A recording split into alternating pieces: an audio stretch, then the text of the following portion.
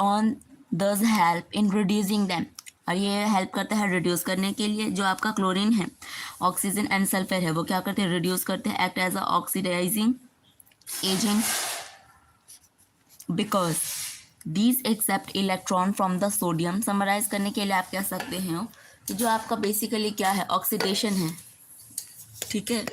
तो जो ऑक्सीडेशन है वो लॉस करता है इलेक्ट्रॉन को बाय एनी स्पीशीज, रिडक्शन में गेन करता है इलेक्ट्रॉन को किसी भी स्पीशीज से। ऑक्सीडाइजिंग एजेंट है, एक्सेप्ट करता है इलेक्ट्रॉन को, और रिड्यूसिंग एजेंट डोनर होता है, यानी कि डोनेट करता है इलेक्ट्रॉन को, ठीक है। तो पूरे 2 पेज का जो आपको समझाया है वो यही था। नेक्स्ट आपको बताया गया है, थर्ड टॉपिक है competitive electron transfer reaction. Highlighter कहाँ चला दो भाइयों। देखो, आपको बोला गया place a trip of metallic zinc in the aqueous solution of a copper nitrate. Show the figure 8.1 दिखाया गया। For about 1 hour you may notice that the strip become the coated with the reddish metallic copper. जब आप 1 घंटे बाद उसको देखोगे तो आपको उस पर दिखेगा एक मेटेलिक कॉपर का लेयर है, and the blue colour of the solution disappear, और वो ब्लू कलर का सॉल्यूशन गायब हो जाएगा। Formation of zinc ion is among the products can easily be judged with the blue color of the solution due to the copper has disappeared. If hydrogen sulfide gas is passed through the colorless solution, अगर hydrogen को पास किया गया उसी colourless solution से, तो आपको मिलेगा कि जिंक है, आयन है, अपीयरेंस हो जाता है उसमें वाइट जिंक सल्फाइड। ZnS इसका फॉर्मूला है, can be seen making the solution alkaline with the ammonia. The reaction between metallic zinc and the aqueous solution of a copper nitrate ZnCu क्या करता है, जो आपका Zn है इसने रिएक्शन करा है Cu, और आपको जो प्रोडक्ट में मिला है Zn2+ और कॉपर है। In reaction zinc has lost electron from zinc and therefore the zinc is a oxide evidently. Now if the zinc is oxide releasing electron, something must be reduced. तो उस time पे कुछ भी ऐसा है जो कम हुआ होगा। एक्सेप्टिंग द इलेक्ट्रॉन, इलेक्ट्रॉन को तो एक्सेप्ट करेगा। Lost by zinc copper ion is reduced by gaining electron from the zinc.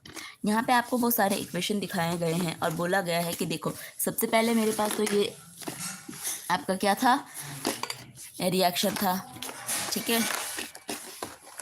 यार ये देखिए क्यों इसमें, हाँ, उन्होंने बोला है कि आपको मैंने Zn दिया, ये आपके सॉलिड फॉर्म में है, कॉपर के साथ इसने रिएक्शन करवाया, ये आपके एक्वा सॉल्यूशन है। फिर आपको प्रोडक्ट में मिला Zn2+ और कॉपर मिला, ठीक है। जो Zn है वो आपका एक एक्वा सॉल्यूशन है, जो कॉपर है यहाँ पे सॉलिड फॉर्म में है। तो Zn से जब आप जाओगे प्रोडक्ट के साइड में, तो क्या बोला है, इसने रिलीज किया है 2 इलेक्ट्रॉन को, लेकिन आप कॉपर के पास जाओगे प्रोडक्ट के साथ में, तो इसने क्या करा है, गेन किया है 2 इलेक्ट्रॉन को, ठीक है।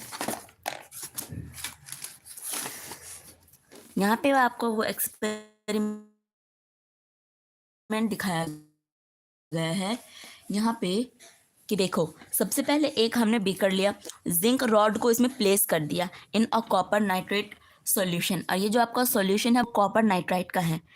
फिर हमने कुछ टाइम देखा कि जो ब्लू कलर इसका जो सॉल्यूशन है वो रिड्यूस हो रहा है, वो कम हो रहा है। जब हमने 1 और घंटे बाद देखा तो फाइनली जो कॉपर है डिपॉजिट हो गया, और जो आपका जिंक का रॉड था उसमें रेडिश आपको दिख रहा है, ठीक है। ये जो कॉपर डिपॉजिट हो गया जिंक में, ये आपका फाइनल स्टेज है। और जो आपका ये ब्लू कलर का सॉल्यूशन था वो आपके कलरलेस हो चुके हैं। अगर इसी कलरलेस में आप सॉल्यूशन में क्या करोगे, हाइड्रोजन डालोगे, यहाँ पे आपने पढ़ा था, तो क्या होगा, सबसे पहले आप ये बनाओगे, जिंक का फॉर्मेशन हुआ था जो कि आपको रॉड पे दिख रहा है।